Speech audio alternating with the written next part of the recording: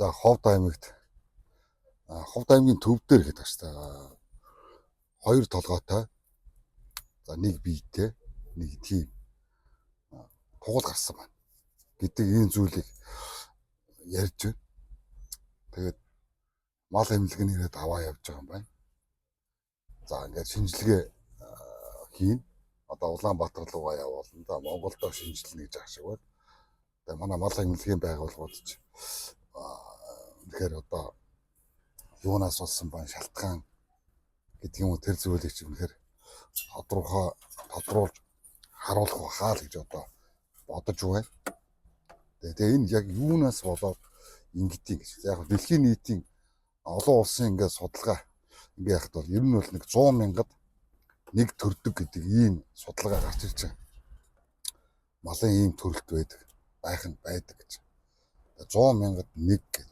Тэгээд яг зөвхөн мэрэгжлийн хүмүүсийн тайлбарснаар бол яг энэ шалтгаан нь ийм юмнаас болсон байна гэдэг ийм зүйл бол одоо маш бага гэж байна. Маш бага. Тодорхой бос гэж. Нэг ер нь юм бүдгэрдэг гэдэг ч юм те. Тэгээд дэлхий энэ зүйлийг тодруулж амжаагүй байхад манай Монголын мал эмнэлэг тодруулчих юм бол энэ бол одоо супер нэгдлийн онол гэдэг шиг л ийм зүйл болно гэж одоо харж байгаа. Тэгээ мэдэхгүй гэж тийм мэдэхгүй гэж.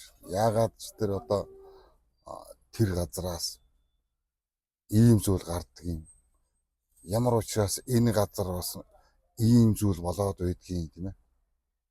Нэг ер нь маш тодорхой болох хэрэгтэй бахаа л гэж одоо бодож байгаа. Тэгээ ер нь л яг биологийн биетэлтэй биологийн гэдэг байна шүү дээ.